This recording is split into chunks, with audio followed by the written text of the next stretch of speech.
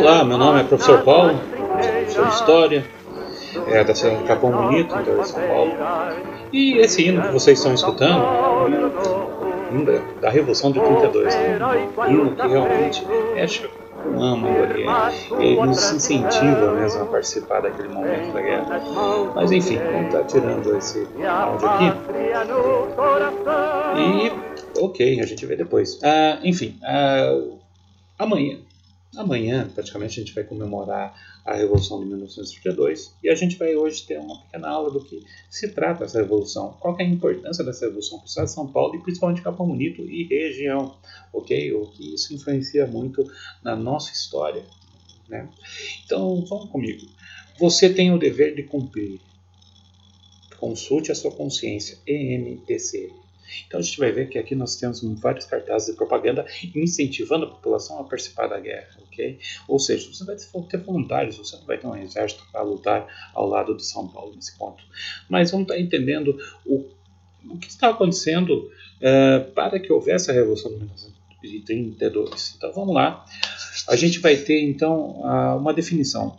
O que é essa Revolução 32? Pode ser chamada de Movimento Constitucionalista de 1932, porque eles queriam uma nova Constituição, Revolução de 32 ou Guerra Paulista. Né? Então, foi um movimento que ocorreu entre julho a outubro, no qual eles queriam derrubar nosso amigo, que vocês estão vendo aqui, Getúlio Vargas, ok? Usando o seu belo uniforme, e embaixo nós temos aqui mais um cartaz que está escrito Abaixo a Ditadura, né? Então era escrito com C antigamente, para ver como que era o português, que sempre vai mudando. Esse cartaz, como vocês podem ver, nós temos uma caricatura aí do Getúlio, temos um bandeirante. Só para a gente entender o que é a figura do bandeirante, ele sempre foi associado como uma imagem do paulista, a imagem do paulista naquela época do século XVIII e século XVII, que desbravavam toda essa região aqui de São Paulo, atrás de índios, porque eles eram escravistas, eles tinham suas entradas, como era chamado, em busca de metais preciosos. Então faz parte aqui da história do Brasil, sendo ela boa ou não, mas ela está presente, não dá para se ignorar. A importância dos bandeirantes foi tão importante que, sendo retórico aqui, que a gente vai ver que até em Capão Bonito você tem elementos que mostram que tivemos bandeirantes nessa região. Se a gente olhar, por exemplo, em rios como o Rio Parapanema, você tem os chamados encanados, que nada mais é do que sítios arqueológicos hoje, porque eram como os bandeirantes, eles vieram para essas regiões aqui também, ali entre o século XVIII, e construíram esses encanados que desviavam os rios, o leito do rio, para buscar metais preciosos, como ouro. Para você ter uma noção, Capão Bonito não existia aqui ainda. Capão Bonito vai ser fundado ali no século XIX, mas o símbolo do Bandeirantes, até a metade dos anos 50, até um pouco depois do século passado, sempre foi associado ao paulista. Né? Então, a ideia de alguém desbravador, alguém que tem os seus valores, que busca lutar contra a desigualdade. Essa é a ideia que tinha os paulistas naquela época. Tanto que São Paulo, para se ter uma noção, a gente vai estar vendo que eles sempre tiveram presente em todo tipo de manifestações políticas na história do país. E aqui não foi diferente, tanto que São Paulo, devido à importância de que ele é chamado de locomotiva do país. Né? São Paulo é a locomotiva do país, por causa que o polo industrial mais forte é daqui. O maior PIB é aqui de São Paulo. Aqui, o estado de São Paulo é uma das... a cidade de São Paulo é uma das cidades mais importantes aqui da América Latina. Mas vamos ver o que estava acontecendo com a questão com Getúlio Vargas. A gente vai ver aqui, então, foi uma resposta paulista à Revolução de 1930, ao qual acabou com a autonomia que os estados gozavam durante a vigência da Constituição de 1891. A Revolução de 1930 impediu a posse do governador de São Paulo, Júlio Prestes, na presidência da República e derrubou do poder o presidente Washington Luiz, que fora governador de São Paulo entre 1920 a 1924.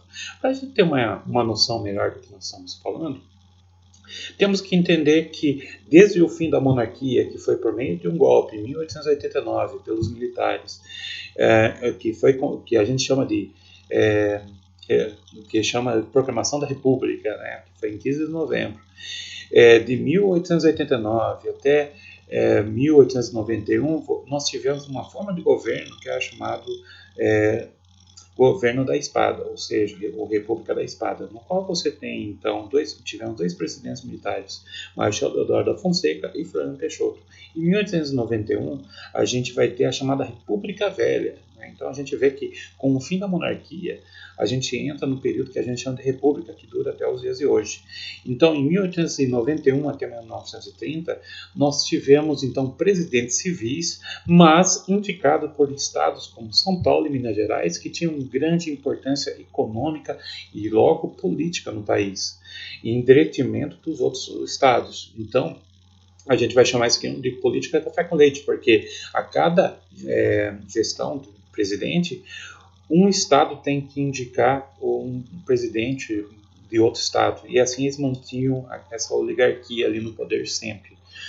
Então, aqui nós tivemos então São Paulo com o seu presidente, que era o Washington Luiz, e o Washington Luiz devia indicar um outro candidato de Minas Gerais, mas ele quebra essa tradição do café com leite, da política café com leite, e vai indicar Júlio Prestes, que foi o ministro da Economia, se não estou enganado agora. Com isso, Getúlio Vargas vai estar criando a Frente Liberal, né, uma frente ampla, para disputar as eleições de 1930 e perde as eleições. E, naturalmente, sendo um sistema presidencialista, onde sempre você vai ter a desconfiança de que um candidato perdeu porque houve roubo nos votos, Getúlio Vargas vai dizer que houve fraude na eleição. Coisa que naquela época era bem mais comum, sendo o voto ali impresso, né? Então, e poucas pessoas iam estar votando. Com isso, ainda com a morte do seu vice, o João Pessoa, lá no Paraíba, né? Vai então se criar um atrito no qual o Getúlio Vargas vai estar se aliando uma parte do exército, que eram os tenentistas, que é uma outra revolução que teve anos antes, né? No qual vai conseguir depor o Washington Luiz ali, faltando uma semana praticamente no poder, para deixar o cargo para ser o Júlio Prestes. Com isso, então, os militares vão dar o poder, os tenentistas, que é o mais certo, né, que é os militares naquele momento, vão dar o Getúlio Vargas, a presidência, que a gente vai chamar de governo provisório. E a gente vai ver que Getúlio Vargas também vai dar o golpe dele, que vai até 1945. Então a palavra golpe vai ser muito usada aqui. Então a gente vai estar vendo que Getúlio Vargas vai estar no poder, só que ele vai fazer o seguinte: para evitar qualquer tipo de oposição dos governadores, ele vai depor, ou seja, vai tirar todos os governadores, menos em Minas Gerais, do poder, e vai colocar militares ali, vai colocar os chamados tenentistas, que, se a gente for estudar, principalmente ali em 1964 em diante, vai ter uma grande surpresa. Mas, enfim, o fato que os tenentistas vão estar sendo designados para se tornar os interventores, ou seja, governadores dos estados, menos Minas Gerais, que vai manter ainda o seu governador, por causa, lógico, era apoiado ali por Getúlio Vargas, e vai começar a ter uma série de atritos vários estados. Vai ter interventores que vão também fazer bons trabalhos em alguns estados, mas em São Paulo não. São Paulo, tendo então aquela ideia de que o São Paulo é uma potência, São Paulo ela vai se sentir traída nesse momento, a gente vai ter então principalmente a oligarquia, os grandes fazendeiros ali de café, e principalmente os industriais que já estavam surgindo ali, eles vão se opor a este governo, porque, primeiro, eles não aceitavam que tivesse interventores que eram de outros estados ainda, que não eram paulistas. Então, aqui só para a gente ter uma visão sobre o período de Vargas, que é o chamado governo provisório, ou período provisório, como vocês estão lendo, ele vai começar a criar decretos que são leis, né? Ou seja, vai baixar decreto, que independente que seja, vai ser uma coisa bem autoritária ali, vai ser nomeação de interventores, que eu já falei, atrelamento de sindicatos ao governo, ou seja, vai ter uns movimentos sociais e movimentos de trabalhadores que vão estar ali se juntando ali com o governo, para ele ter um controle maior, criação do Ministério do Trabalho, enfim, criação de leis trabalhistas. Veja que a gente vai estar tendo uma consolidação de direitos que até então não tinha e dura até os dias de hoje. E Revolução Constitucionalista de 1932. Então a gente vai ver que a oligarquia paulista vai estar insatisfeita porque eles não estão mais ali no poder, eles não estão mais participando. Lembrando que os paulistas eles foram enxutados quando o Washington Luiz perdeu ali, foi deposto ali pelo exército, pelos tenentistas. Então a classe média, urbana principalmente, ela vai ficar insatisfeita com o autoritarismo de Vargas e vai começar a lutar por uma Constituição Federal que seja democrática, no qual eles possam voltar novamente ao jogo. Uma coisa interessante que a gente vai ver aqui é que geralmente essas revoluções ela vai ter sempre, o seu núcleo vai ser geralmente pessoas que ou são de uma classe média alta, ou são grandes empresários, enfim, são pessoas que são mais engajadas. Mas aquilo acaba perdendo uma força. Geralmente no longo da história nós temos isso. E do mesmo modo que aconteceu em outras revoluções ao longo da história, aqui acontece a mesma coisa.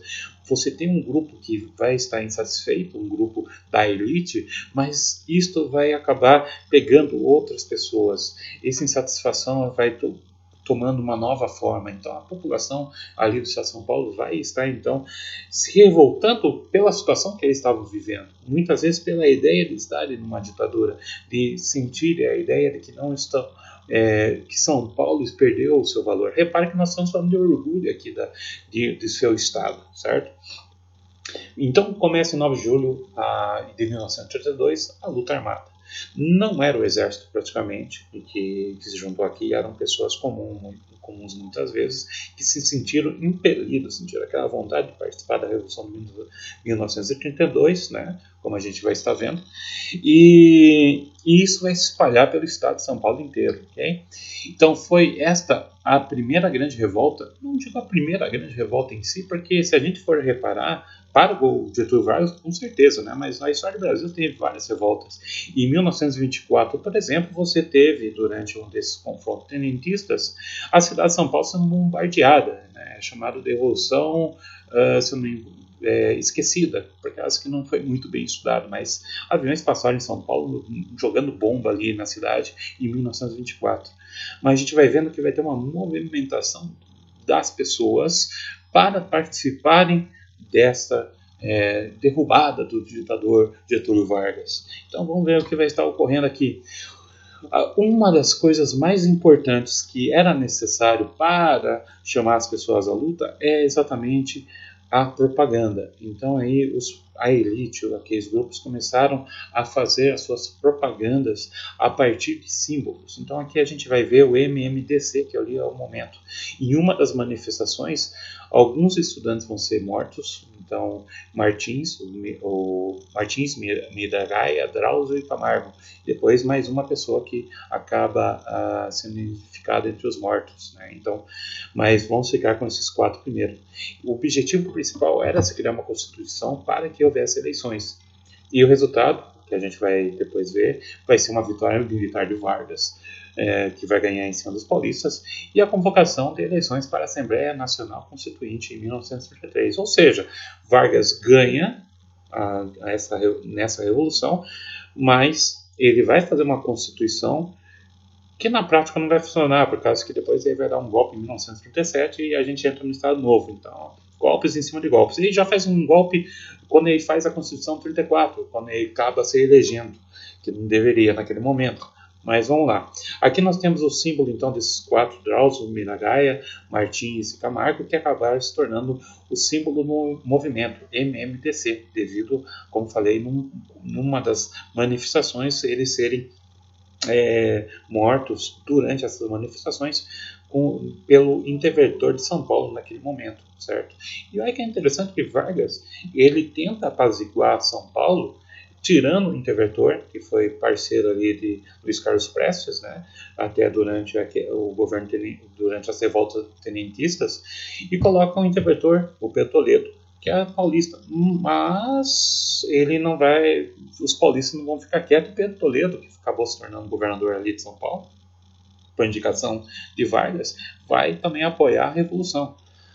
Então a gente vai estar vendo que no total foram 87 dias de combates, que foi no dia 9 de julho até 2 de outubro de 1932, sendo o último 2 dias depois com um saldo oficial de 934 mortos, embora há estimativas, que não são oficiais, lógico, que reportem até 2.200 mortos, sendo isso no estado inteiro, sendo que inúmeras cidades do interior do estado de São Paulo sofreram danos devido ao combate. Enfim, como isso vai afetar?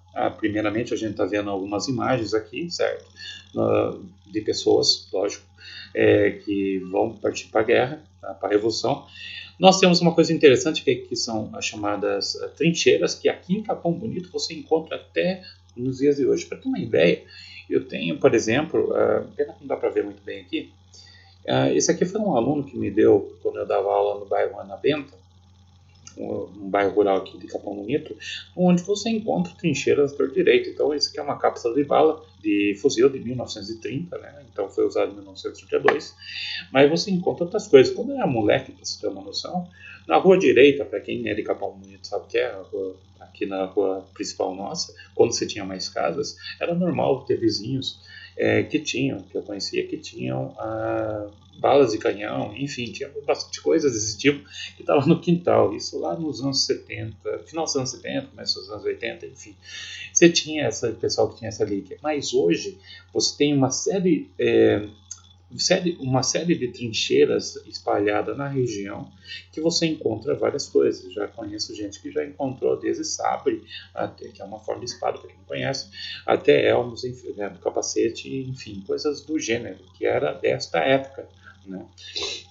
Bom, aqui nós temos também mais uma imagem. Então foi uma movimentação que a população começa a participar da guerra, não apenas homens, a gente vai ver mulheres também vão estar bem envolvidas com a guerra, principalmente na parte da saúde, vão ser enfermeiras, enfim, vão estar cuidando dessa população em geral, dos feridos. Aqui nós vamos ter um mapa constitucionalista, vamos dar uma olhadinha rápida aqui. Então a parte verde nós temos aqui são as forças de Getúlio Vargas, ok? Repara que já pegou a partir de Minas Gerais e Paraná, ok? Temos Mato Grosso, Rio de Janeiro. Temos então a parte Mato Grosso aqui seria os aliados, entre aspas, né, os estados ali da revolta, em revolta. Temos aqui então áreas conquistadas por forças federais, então essas partes que estão aqui com essas setinhas são a parte que o Getúlio Vargas conseguiu conquistar ali com o exército. Temos um bloqueio naval que esteve bem ali em Santos e teve bombardeio aqui de aviões também nessa região de Santos. Porque o bloqueio aqui? Devido à vinda de armas que era para vir para essa região e não deu certo, né? Então, repare que São Paulo acabou ficando isolado. Então, alguns outros estados que iriam até participar junto com São Paulo acabou não participando. Repara que nós temos aqui regiões como São Paulo, lógico, Sorocaba, Itapetininga, enfim, é onde aconteceu essas revoltas. Aqui na nossa região, como a gente vai estar vendo aqui, nesse outro mapa, vamos estar vendo que Capão Bonito, nós aqui, Sete Barras, Itaré, Buri, Avaré, Chavantes, todas essas regiões, eles vão estar também participando ali dos conflitos, ok? Tendo então aqui, voltando novamente, temos essas partes aqui que são as trincheiras paulistas, né, que foram feitas, Capão Bonito, como disse, tem vários, como também Buri e a região toda. Temos aqui as trincheiras que eram feitas pelas tropas federais, e temos os avanços que a gente vai estar tendo do exército ali de Getúlio Vargas, né, o exército brasileiro, contra São Paulo, ok? Mudando aqui, a gente, como eu tinha comentado naquele momento, uma das peças mais importantes para chamar as pessoas para a revolução, para a guerra, é a propaganda. Então a gente vai estar vendo que vários cartazes vão ser criados, vai haver criar a sensação de pertencimento para aquelas pessoas que vão estar participando desse conflito. Praticamente eram pessoas que não eram militares, então a maior parte era da população, pessoas de várias cidades começaram a entrar, de várias idades também. Você tem jovens que, principalmente em Campinas, que participaram ali da Revolução desde cedo.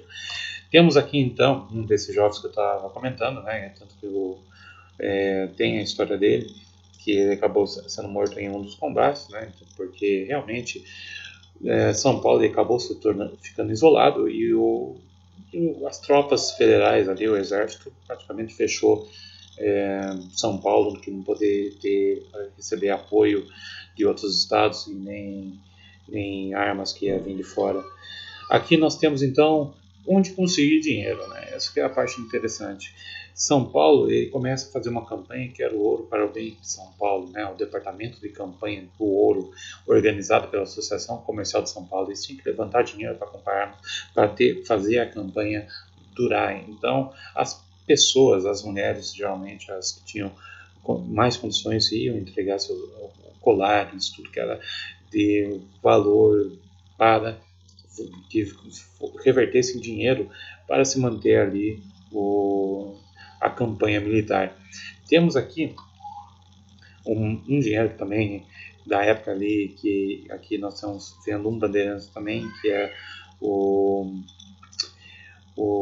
Jorge Velho, o Domingos Jorge Velho, que foi um grande bandeirantes ali no século XVIII. Ele foi responsável também ali pela queda do Quilombo dos Palmares, né? Então ele vai ser um símbolo ali para São Paulo. Lembre-se, associando a ideia do paulista, o aventureiro, aquele que desafia o perigo para um bem maior. Essa é a ideia que tinha que passar. Então o dinheiro foi se criando também ali para uma produção de dinheiro. O engraçado é que você tinha grupos até na Revolução que queriam uma separação de São Paulo do resto do Brasil, para ver que a ideia de separatismo você tinha em várias regiões e épocas, né, da história do Brasil.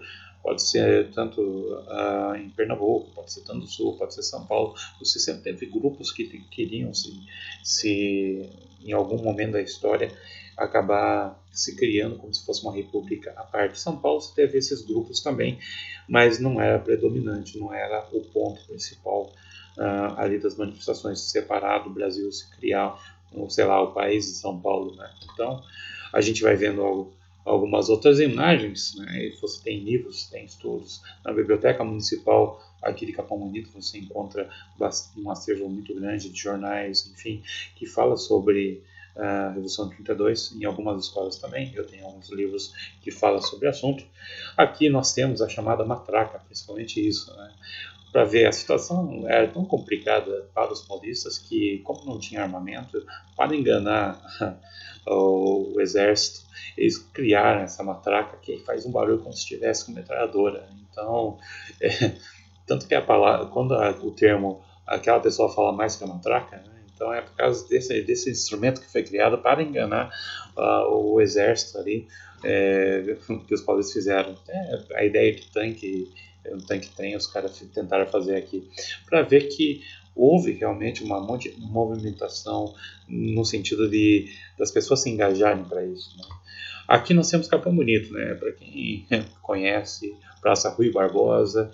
Aqui nós temos a Igreja Nossa Senhora Conceição Aparecida, ok? A igreja central aqui de Capão Bonito. Essa é uma foto de 32. Repare que essa construção aqui tinha até um tempo atrás, né? Infelizmente foi demolido. Para se ter uma noção, a tropa paulista, alguns ficavam na torre para ficar vendo se chegava aviões bombardeando ou ver o inimigo, enfim. Esse coreto aqui é interessante, que ele está lá na São Judas, né? Bem interessante, aqui da Praça Rui Barbosa, e acabou indo para São Judas. Mas a história aqui em Capão Bonito, por mais que as pessoas tendem a lembrar de ser Capão Bonito ter participado da guerra, da Revolução, aqui foi uma coisa diferente. Se a gente consegue conversar com pessoas mais antigas, teve pessoas daqui que participaram também da Revolução como soldados, mas também a gente teve vários abusos aqui.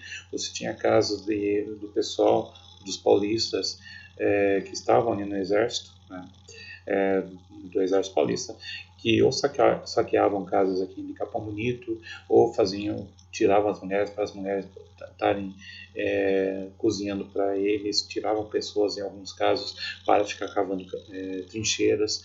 Então houve vários abusos aqui também em Capão Bonito pela tropa paulista, né? Então é uma coisa que você consegue conversar com várias pessoas que eram crianças naquela época, enfim, que lembram do período. Você vê muito disso, né, em tropas muitas vezes populares, né, que acabam muitas vezes exercendo o seu poder sobre a população e fazendo também atos que não é lá grande altruísmo, né? Mas enfim, o que importa é que aqui você teve momentos de ataques, bombardeios, enfim, você teve, como eu falei, vários conflitos, principalmente na área rural e em Muri também. Naturalmente, como eu falei, São Paulo perde. Então, depois da Revolução de 32, voltou a ser governado por paulistas 2 anos depois. E Vargas, ele não queria mais conflito. Então, podemos dizer que Vargas, ele ganha, mas acaba concedendo aquilo, entre aspas, para os paulistas. Então, começa a entrar nos acordos ali com a elite, falando que vai fazer uma outra Constituição, que mais direitos vão estar surgindo, apesar que o voto feminino já vai estar aqui presente, apesar que em 1937, nas eleições, ele acaba dando um outro golpe, que é o Estado Novo, como eu falei. E aqui nós temos alguns atos, né? E vamos lá, nós temos vários monumentos falando sobre isso. O primeiro deles, a gente tem aqui o Cemitério da Saudade, como vocês podem ver, que está ali em Campinas, e também em Ibirapuera. Nós temos o Mausoléu dos Heróis 32. Temos também em Buri, infelizmente eu não consegui a imagem, que em Buri teve vários conflitos, lembrando esse momento da história da Revolução de 32. Bom, isso é tudo. Eu espero que vocês tenham gostado do vídeo, certo? E até.